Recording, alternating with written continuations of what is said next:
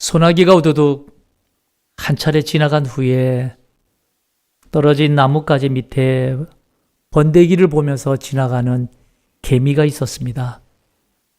개미가 이상한 눈으로 번데기를 보면서 하는 말, 야, 너 참 이상한 벌레구나. 다리도 없고 날개도 없으니. 그 말을 들은 번데기가 이렇게 말해요. 그래요. 저는 다리도 없고 날개도 없어서 자유롭게 움직일 수 없지요. 하지만 저는 곤충은 곤충이에요. 이상한 벌레는 아니랍니다. 그렇게 항변했어요. 그 말을 들은 개미가 또 말해요. 아니, 너처럼 못생긴 게 곤충이라고? 웃긴다, 웃겨. 나처럼 가고 싶은 곳 어디든지 갈 수 있고 나무에도 자유롭게 올라갈 수 있어야지. 그렇지 않고서 무슨 곤충이야? 그렇게 개미는 번데기에게 톡 쏘아붙이고 휙 돌아서서 땅속으로 들어가는 겁니다. 며칠이 지났을까요? 또 한 차례 우두두두두두 소나기가 지나갔어요. 그리고 구름이 걷히고 하늘이 맑게 개었습니다. 나무 밑에서 소나기를 피하던 개미가 길을 살펴보니까 소나기 때문인지 온 길이 질척거리고 엉망진창인 거예요. 개미는 두털거리면서 그 젖은 진창길을 힘겹게 걷고 있었습니다. 그때 공중에서 날던 나비 한 마리가 개미에게 말을 걸어오는 거예요. 개미야, 안녕? 땅에 질어서 걷기 무척 힘들지? 개미는 소리가 나는 하늘 쪽을 쳐다보았더니까 아름다운 나비 한 마리가 훨훨 날고 있는 거예요. 개미가 하는 말, 넌 처음 보는 나비인데 넌 날 알아? 그러자 나비가 하는 말, 개미야, 저번에 너가 나를 못생긴 번데기라고 놀렸잖아. 그 번데기가 바로 나였어. 개미는 깜짝 놀랐어요. 그 보잘것없던 번데기가 하늘을 나는 나비가 될 줄은 꿈에도 생각하지 못했던 거죠. 나비가 하는 말, 나 이제 어디든 날아가고 싶으면 훨훨 날아갈 수 있는 나비가 되었어. 개미야, 안녕. 그리고 나비가 훨훨 날아갔어요. 이 말을 들은 개미는 그 젖은 진창길을 걸으면서 얼굴을 들 수 없었다고 합니다. 개미와 나비라는 이솝 이야기예요. 이솝 이야기. 여러분, 저는 이 새삼스럽게 이 개미와 나비 이솝 이야기를 제가 보면서 참 많은 생각을 하게 되었습니다. 번데기의 겉모습으로만 판단했던 개미, 저 번데기가 훗날 나비가 될 존재인데 그것도 모르고 계속 번데기로만 보고 있으면 안 되지 않는가? 행여나 내가 저 개미라면 어쩌지? 반대로 내가 지금은 번데기이지만 앞으로 나비가 될 존재인데 많은 이들이 나를 여전히 번데기로만 보고 있다면 이 또한 안 되지 않는가? 저는 이 이솝 이야기를 보면서 이런저런 생각에 잠기게 되었습니다. 저는 올해부터 한 달에 한 번 전도 설교를 해야겠다고 생각했습니다. 그래서 오늘 또 전도와 관련된 말씀을 전하려고 합니다. 근데 솔직한 심정은 이 말씀을 준비하는 내내 목사인 제 마음은 괜히 무거웠어요. 왜냐하면 우리 성도들이 전도라는 말을 들으면 괜히 마음을 무겁게 느끼는 게 아닐까라는 생각 때문입니다. 앞으로 이제 5월 달에는 이제 봄행축을 앞두고 있는데 전도해야 한다라고 그렇게 말하면 마음이 뜨거워지기보다는 괜히 마음에 부담이 생기고 나는 전도 잘 못하는데 내 주변에는 전도할 사람이 없는데 라는 마음이 생기고 특히 직장이나 일터에 있는 분들은 더 할 거예요. 혹시 교회 얘기 꺼냈다가 불편해질까봐, 관계가 끊어질까봐 두렵고 괜히 내가 제대로 신앙생활을 못하는데 내 입에서 종교 얘기 꺼냈다가 저 사람이 날 우습게 보면 어떻게 하지? 그래서 우리는 부끄러워서 말을 못하고 있는 거죠. 그러니까 사실 무겁게 전하는 목사의 마음도 여러분 이해해 주시고요. 현실적으로 또 전도라는 말을 무겁게 느끼는 성도들의 마음도 사실은 다 이해가 된다 이 말이에요. 이런 우리의 무거운 마음과 함께 생각해 볼 것이 뭔가 하면 그런 우리에게 주님은 여전히 전도하기를 원하신다 이 말이에요. 그래서 우리가 물어보는 거, 왜 주님은 우리에게 여전히 전도하기를 원하실까라는 거예요. 오늘 우리가 읽은 본문을 한번 보십시오. 누가복음 19장 10절에 보면 이런 말씀이 있어요. 인자가 온 것은 잃어버린 자를 찾아 구원하려 함이라 라고 우리 예수님이 말씀하셨어요. 여러분, 이 말씀은 예수님이 오신 목적에 대해서 말씀하는 아주 중요한 말씀입니다. 인자가 온 것은 잃어버린 자를 찾아 구원하려 함이라. 여기서 인자는 예수님 자신을 말하는 거예요. 예수님이 어느 날 여리고를 지나가게 되었습니다. 이미 많은 사람들이 예수님에 대해서 다 듣고 알고 있었던 터라 예수님이 여리고로 오신다는 말을 듣고 사람들이 많이 모여들었어요. 이때 여리고에는 사회적으로 성공한 부자인 세리장 삭개오라는 사람도 그곳에 있었습니다. 그는 사회적으로 성공하여서 당당해 보이지만 정작 돈밖에 모르는 수전노라고 유대 동족들에게조차도 완전히 죄인 취급을 받으며 그 누구도 상종해 주지 않은 왕따 인생을 살고 있는 자였습니다. 그는 사람과의 관계를 잃어버렸고요. 존엄을 잃어버렸고요. 그 누군가를 사랑하는 마음을 잃어버린 자였습니다. 그런 왕따 삭개오를 예수님이 부르셨고 그의 집에 거하셨다라는 사건이 기록되고 있어요. 누가복음 19장 5절 말씀 보셔요. 5절에 보면 예수께서 그곳에 이르사 쳐다보시고 삭개오야 속히 내려오라. 내가 오늘 내 집에 유하여야 하겠다라고 말씀해요.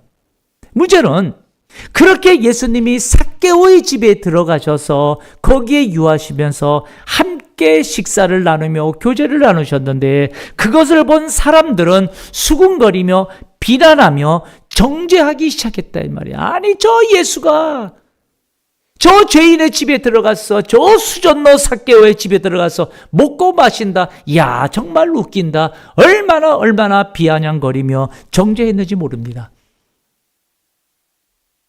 그 소리를 들은 예수님은 그때 하셨던 말씀이 오늘 본문이에요. 누가복음 19장 10절에 보세요. 10절에 보면 인자가 온 것은 잃어버린 자를 찾아 구원하려 함이니라. 여러분 이 성경 구절에는 아주 중요한 단어가 하나가 있습니다. 그 단어가 뭔가 하면 잃어버린 자를 찾아. 잃어버린이라는 단어예요. 여러분 잃어버렸다라고 하는 것은 단순히 교회 안 다니는 사람을 뜻하는 게 아닙니다. 여기서 잃어버렸다라고 하는 것은 내가 가지고 있던 것을 잃어버렸다거나 아니면 누군가의 것이었는데 그가 잃어버렸다는 것을 말하는 거겠죠. 다시 말하면 잃어버린 것에는 주인이 있다. 잃어버린 것에는 반드시 주인이 있어요.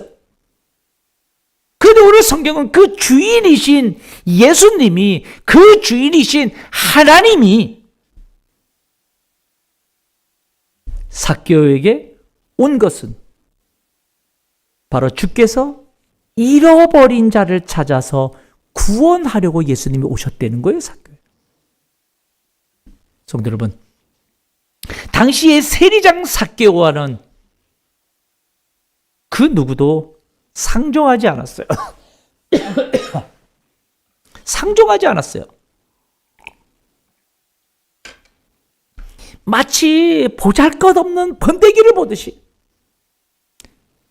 삭개오만 보면 사람들은 저 죄인이라고 돈만 밝히는 수전노라고 손가락질하면서 외면하면서 상종을 하지 않았어요. 그런데 정작 우리 예수님은 그 삭개오를 뭐라고 부르고 계셔요? 누가복음 19장 9절에 보세요. 9절에 보면 이렇게 말합니다. 오늘 구원이 이 집에 이르렀으니 이 사람도 누구의 자손이라고요? 아브라함의 자손이다. 예수님은 정작 그 삭개오를 뭐라고 부르고 계시는가 하면 아브라함의 자손이라고 부르고 계세요. 아브라함의 자손이라고 부르면서 우리 예수님이 하셨던 말씀은 저자가 바로 하나님 아버지께서 잃어버린 자였다라고 말씀하는 거예요. 그를 찾으려고 내가 왔다 라고 말씀하시는 겁니다. 여러분, 이 말씀을 보면서 개미와 나비, 이 이솝 이야기가 다시금 생각나지 않나요? 내 눈에 보기에는 그냥 볼품이 없어 보였던 번데기, 그 번데기인 줄만 알았는데, 그래서 외면했는데 정작 그 번데기가 하늘을 나는 예쁜 나비였던 거예요. 오늘 내가 만나는 그 누군가가 그냥 예수를 모르고 교회도 모르는 그저 세상에 사는 불신앙의 사람인 줄 알았는데, 그가 정작 우리 주님이 찾고 계신 잃어버린 주님의 자녀라면 어쩌냐 이 말. 여러분, 우리는 내 자신을 조금만 생각해 보면 이 상황을 이해하실 거예요. 여러분들이 어떻게 하다가 지금 이 예배 자리에 와 있는지, 여러분들이 어떤 사람에게 어떻게 무슨 말을 듣고 지금 이 예수 믿고 이곳에 있는지, 내가 과거에는 어떤 사람이었는데 내가 예수를 믿고 나서 내가 어떤 인생으로 바뀌었는지, 내가 비록 살면서 여전히 넘어지고 자빠지고 그런 연약함을 갖고 있지만 그때마다 내가 다시 일어설 수 있는 이유가 무엇인지, 여러분 이걸 생각해 보면 저와 여러분 역시 우리 주님이, 하나님이 잃어버린 나를 찾아오신 그 주님의 은혜, 그 주의 은혜를 입은 자가 아니냐 이 말이에요. 그렇다면 여러분, 우리가 주의 은혜를 입은 자로서 내 주변을 조금만 돌아보면 지금도 우리 주변엔 우리 주님이 찾고 계실 그저 하찮게 외면당하고 있는 주님의 잃어버린 번데기 같은 영혼들 얼마나 많이 있을까 생각하면, 여러분 우리가 은혜 받은 자로서 어찌 그냥 있을 수 있겠는가라는 생각을 하게 된 거예요. 사실 우리가 전도하지 못하는 가장 큰 이유는 전도할 능력이 없어서가 아니라 주의 은혜를 잊어버려서가 아닐까라는 생각도 해봐요. 많은 성도들이 전도에 힘들어하는 이유 중에 하나가 뭔가 하면, 의외로 내가 복음을 어떻게 전해야 할까? 내가 어떻게 저 사람을 만나서 복음을 어떻게 전해야 할지 몰라서 전도를 못한다고 말하는 이들이 참 많아요. 여러분, 그런데 이것은 우리의 착각입니다. 여러분, 이 전도는 우리가 복음을 제시하는 게 아니에요. 우리 예수님도 삭개오에게 설교하지 않으셨어요. 우리 예수님도 삭개오에게 회개부터 요구하지 않으셨어요. 우리 예수님께서 삭개오에게 가장 먼저 무엇을 하셨을까요? 누가복음 19장 5절을 보셔요. 누가복음 19장 5절에 보면 예수께서 그곳에 이르사 쳐다보시고 삭개오야 속히 내려오라, 내가 오늘 내 집에 유하여야 하겠다라고 말씀해요. 이 말씀을 보면 가장 먼저 예수님은 그곳에 이르자 삭개오를 쳐다보셨어요.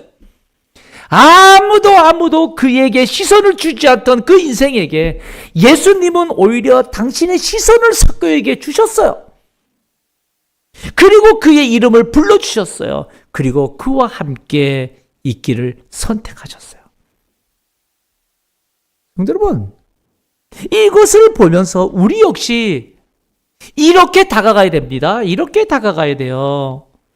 그런데 우리는 어떻게 해요? 누군가를 전도하려고 하면 먼저 저 사람을 내가 어떻게 변화시킬까? 어떤 말씀으로 저에게 변화시킬까 생각해요. 만나자마자 당신은 죄인입니다. 그래야지만 이렇게 죄인이라고 말하니까 누가 내 말을 듣냐 이 말이에요. 니나 잘하세요 하지.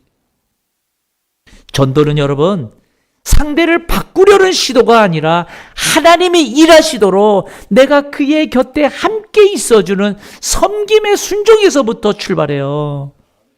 그래서 그 방법을 우리는 뭐라고 하는가 하면 관계 전도라고 말하고, 관계 전도가 그만큼 중요하다고 말하는 거예요. 오늘 성경에 등장하는 이 삭개오가 변한 것은 예수님의 설교를 들어서가 아니라 예수님과 함께 식탁에 앉았기 때문에요. 식단에 교제를 했기 때문에. 우린 이것을 예수님의 전도 방법, 바로 관계 전도라고 하고요. 우리의 전도도 이 관계의 전도로부터 시작되어야 한다고 말하는 거예요.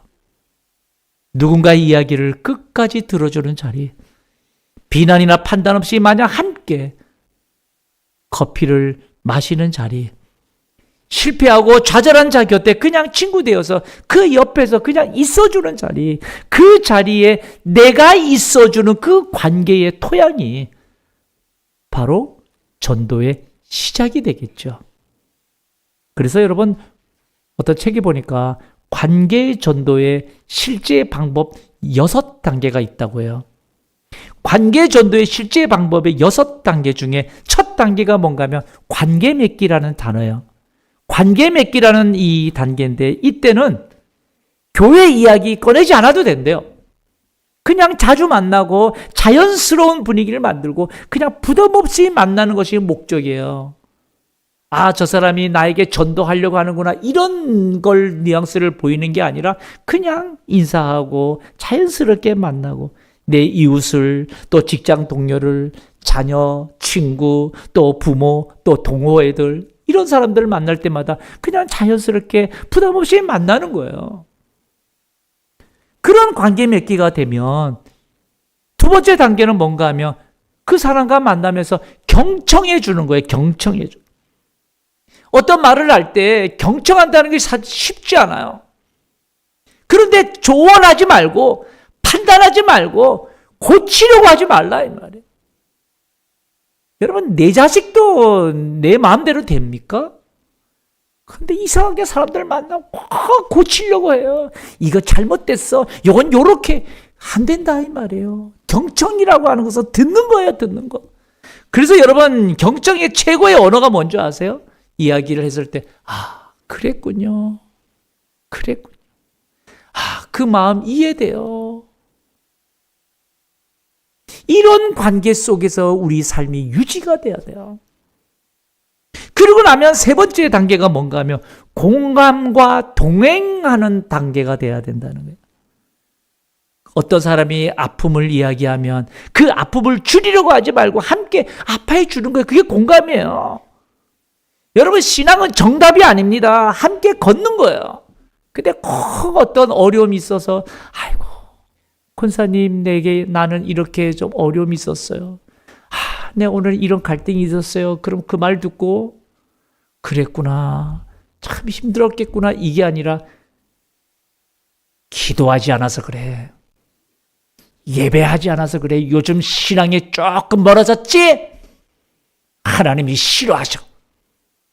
하나님이 싫어하신대. 어떻게 알아, 자기가? 하나님이 그런 거 싫어하는 거야. 어떻게 알아? 자기가 싫어하는 줄 알지. 이러면 이게 관계가 안 되는 거예요. 관계가 안 되는 거예요. 그러면 그 다음부터는 그분 앞에서 말 닫아요. 공감과 동행이라고 하는 것은 뭔가 하면 그냥 함께 들어주는 거예요. 네 번째 단계는 뭔가 하면 삶으로 증거하기래요. 삶으로 증거. 무엇인가 내가 그 사람에게 정말 복음을 전하고 싶으면 내 인생의 위기 앞에서 내가 어떻게 살아가는 모습을 보여줄 필요가 있겠죠. 내가 사람과 사람을 대하는 방식, 저 교회 다니는 저 사람 말 한마디 할 때마다 내게 상처 주고, 정답 말하고 잘난 척하고, 이러면 그 말 듣나요?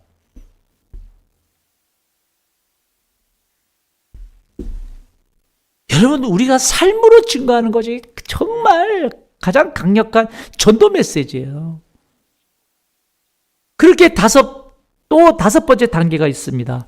그렇게 친숙해지면 다섯 번째 단계는 뭐냐면 그때서야 신앙 이야기를 나누는 거예요. 어떤 결정적인 타이밍이 딱 생기면 상대가 어떤 질문이 생기거나 이럴 때 내가 이런 어려움인데 이걸 어떻게 해결할까? 나도 신앙을 갖고 싶은데 그때 교회 나와보세요. 이리 와서 신앙을 가져보세요. 이러는 게 아니라 그때는 내 경험을 이야기하는 거예요. 제가 힘들었을 때 도움되었던 이야기인데 나도 신앙이 없을 때는 어떻게 해결할지 몰랐어. 근데 내가 교회를 나가고 내가 기도하다 보니까 하나님이 나 이렇게 위로해 주셨고 이렇게 해결해 주셨고 이런 일이 있었다. 이런 나의 경험들을 이야기해요. 근데 강요하면 안 돼요. 강요하면. 나도 이랬으니까 너도 꼭 이렇게 한번 해봐. 안 된다. 그냥 자연스럽게 내 경험들을 그에게 이야기해 주는 거예요. 6번째 단계는 그리고 나면 초대하는 거예요. 연결시켜 주는 거예요. 예배에 초대하고 우리의 구역 예배 때 초대하고 또 어떤 식사 자리에 초대하고 어떤 특별 행사 이런 때 연결하는 거예요. 특히 보명축. 이거 이제 준비 시작되면 먹거리 장터 하잖아요. 먹거리 장터에 초대하고 보명축 때 초대하면 그때 그분들에게 뭘 하느냐? 교회가 그들에게 복음 제시를 하는 거예요. 여러분 우리 인생에 고난이 왜 있을까요?